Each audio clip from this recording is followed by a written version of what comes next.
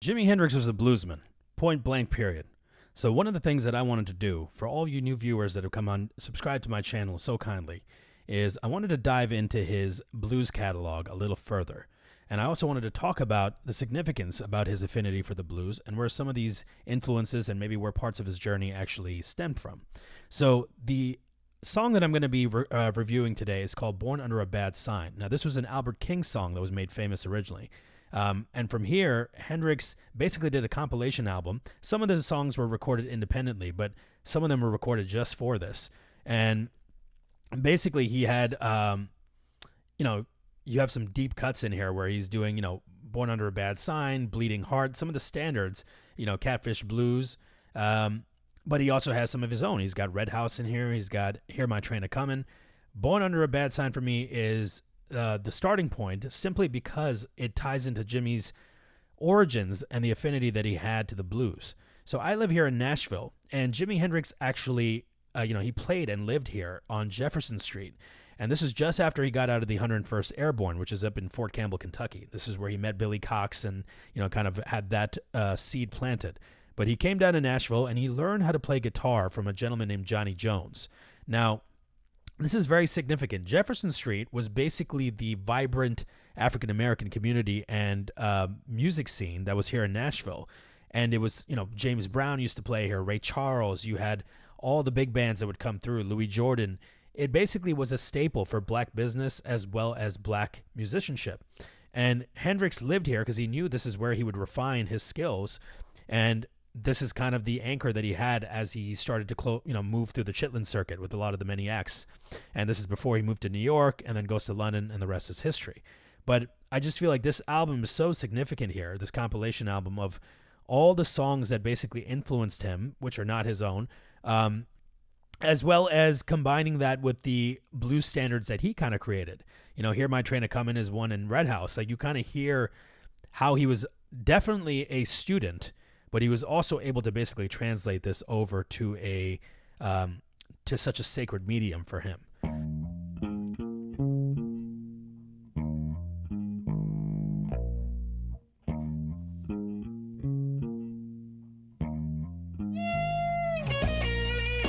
Woo!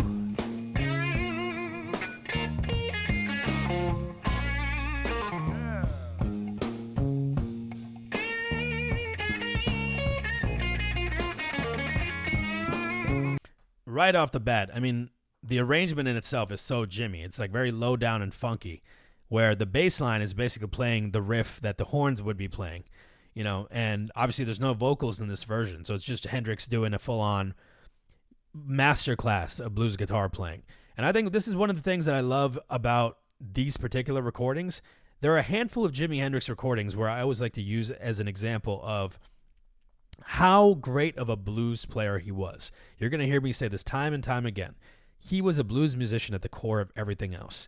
And B.B. King used to always say, if Jimi Hendrix chose to play the blues exclusively, everybody would be out of work.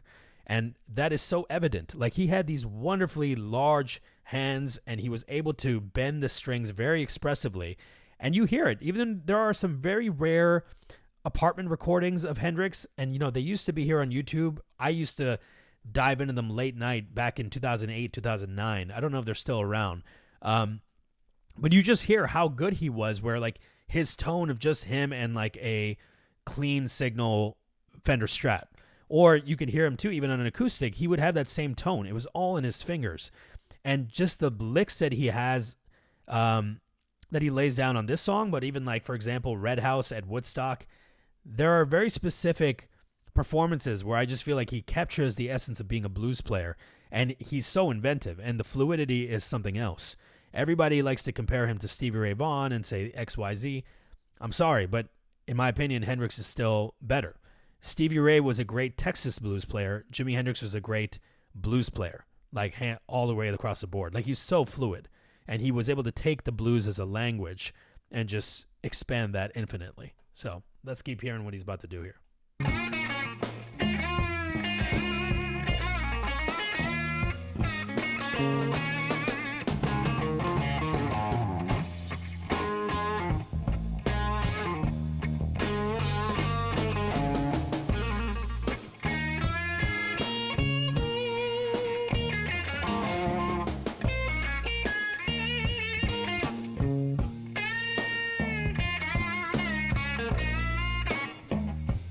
Same thing, you can hear what's the word for it?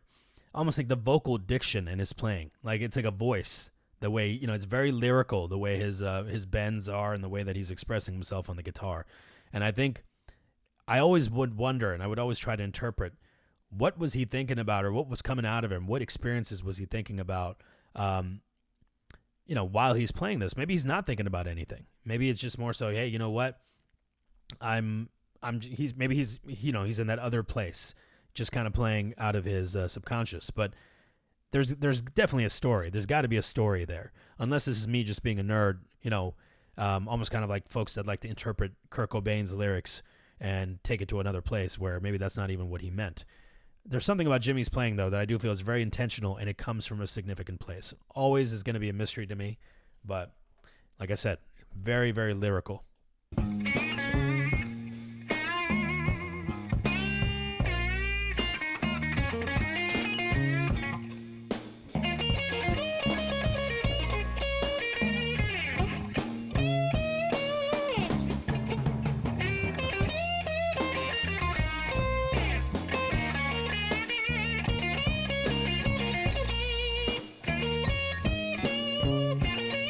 You can even hear.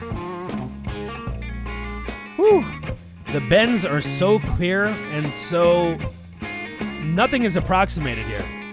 There's no approximation in his playing. Everything has a certain it all has a meaning behind it. And like even if he is sloppy, a lot of people call Jimi Hendrix sloppy compared to, Stevie Ray Vaughan or someone that's so precise. But I think that's the thing. He was willing to go to places nobody went. And he would still be adventurous and he would take risks, but he also still sounds so refined. Whenever something was a mistake, he would end up turning it into an actual note. Him and Miles Davis had that same thing in common. They could correct what should be a mistake musically with, something that would sound beautiful. And that's the the telling sign of a master, of once you're a true musician and you're able to do that. But just being a master at one's craft, I think that's brilliant.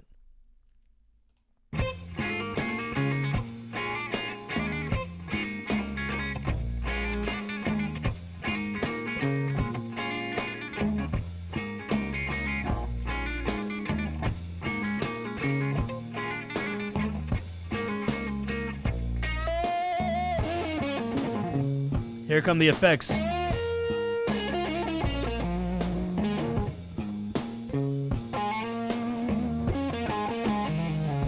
I would imagine this is a combination of his wah pedal and the fuzz pedal. But this is the other thing too. He was able to take this and go into the stratosphere, but he was also able to just, bring it back down to the roots when he wanted to. Having that kind of, that flexibility to go between the spectrum of having that spacey, almost, ethereal sound that he had, and then also being able to bring it back down to the Chitlin circuit kind of foundation that he had. So I think that's one of the other things I've always been impressed by. But, excuse me, the one thing I want to say, I know you guys are probably wondering why I'm pausing so much. Generally speaking, YouTube is cracking down on copyright significantly. And more specifically, the Jimi Hendrix estate are very, very, very, very strict on doing reaction videos. I don't know if anyone else has been having luck with just letting stuff play long, but what I'm trying to do as I'm moving through these is be as intentional as possible, and provide as much value on my commentary, but also not have copyright strikes so that way, we can't all share these videos. So my goal is to make sure these at least get up so people can view them. I'm not making money off these videos. I'm, strictly just trying to bring awareness to this amazing music. And of course, having some commentary and sharing some life lessons along the way. And hopefully y'all would, be able to engage back with me in the comments and keep this energy going. So I appreciate you guys understanding in advance as we move through this. Woo!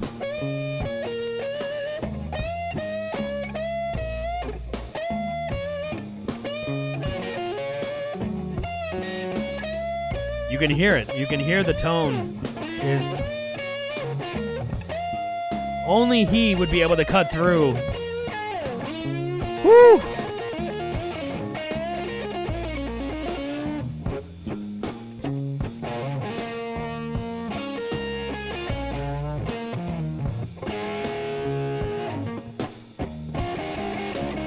I should know this, I think it's Billy Cox playing bass on here, but I don't remember who the drummer is on this.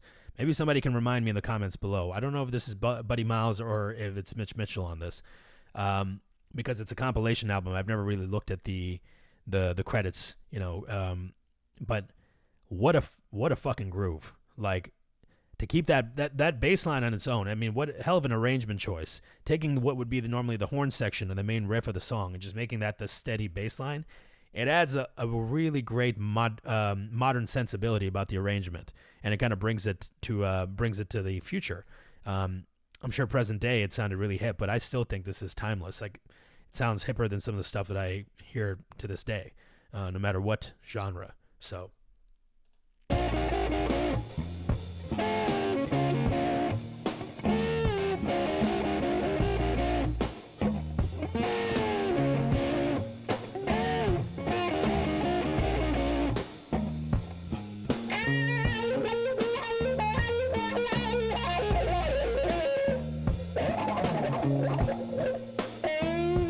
That's only Jimi. Only Jimi. And here's that lyrical interpretation, using the wah pedal to basically have this commentary that's outside of the general sphere of the blues.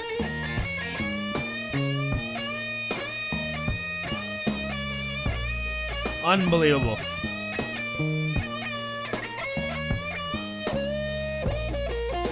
I mean, you can hear it. Like, the guy was a master. He was a complete master of this, not just of his craft, but of understanding sonics. I always say, I've said this in my previous video, it's the machine gun, actually, it's the 1983 Merman I Should Be reaction, where I talk about Jimi Hendrix had a sound engineer's perception, and he had a sensibility about him that he knew how to manipulate the different, just the different frequencies and being able to work with feedback in a way that was so definitive, where only he could pick up that guitar and make it sound a certain way. And I just thought, when you hear stuff like this, when he's going full Hendrix mode, it's very evident of that.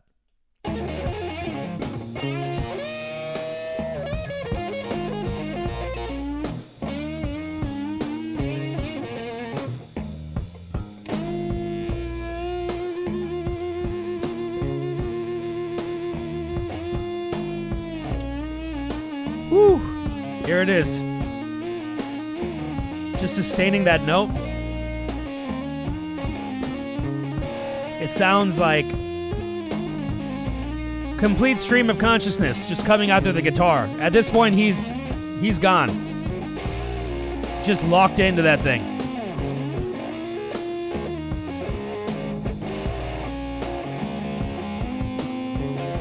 Wow.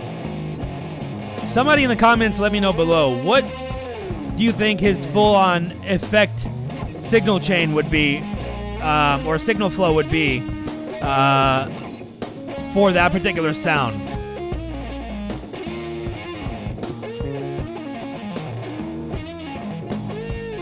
Like, there's a thing where people can plug into a bunch of effect pedals, and sure, it's going to sound cool or whatnot, but I'm saying for this to still sound like Jimi.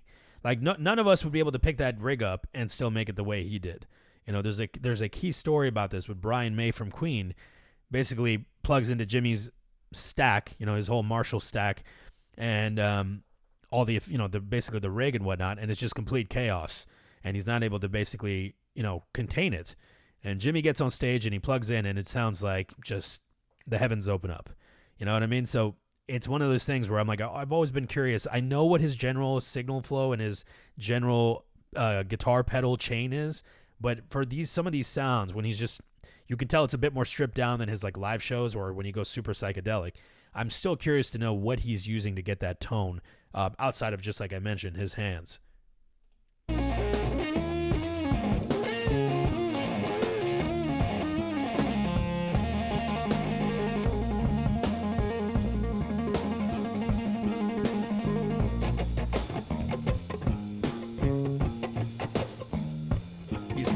He's thinking. Or maybe not. That breakdown.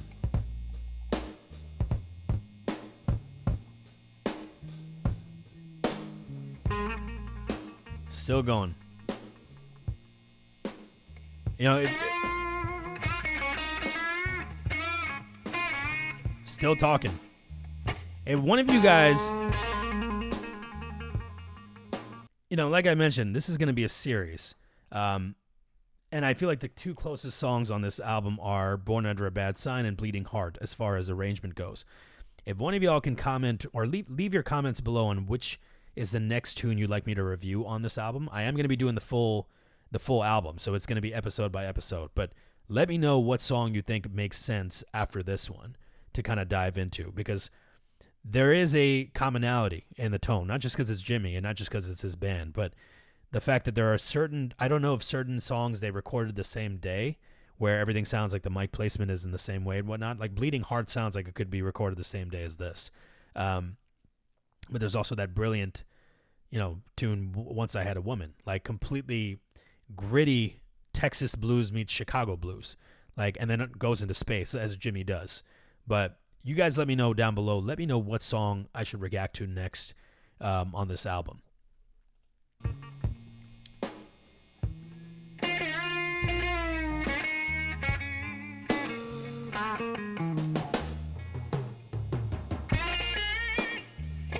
Whew.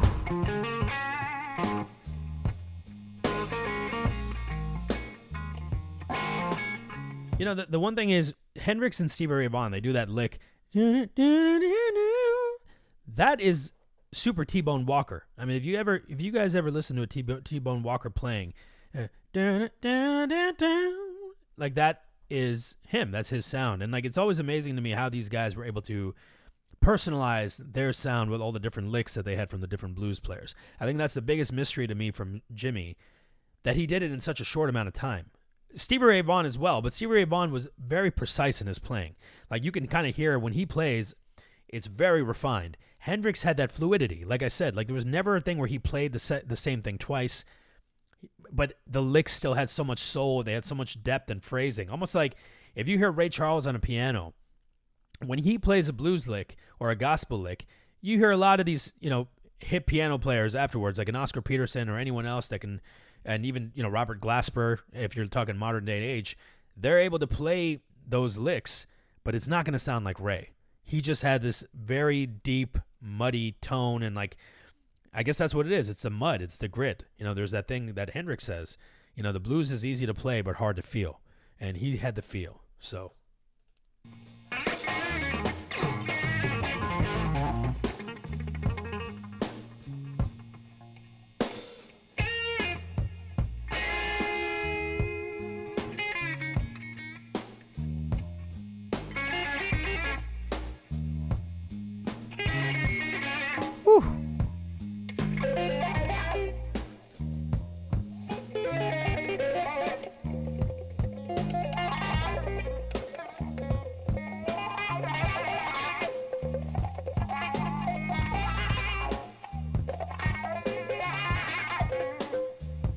yeah, and you can, you know, it's so fitting. I love this this album cover as well. Like, as we're closing out, because he's winding down at this point. But look at the different, everybody. There's Albert King right at the top, but B.B. King, Chuck Berry. You got Howlin' Wolf, John Lee Hooker. I should know who that is. I can't tell right off the bat. Obviously Robert Johnson, Muddy Waters, Albert Collins, Buddy Guy. There's T-Bone Walker, Ike Turner, Lightning Hopkins. Woo!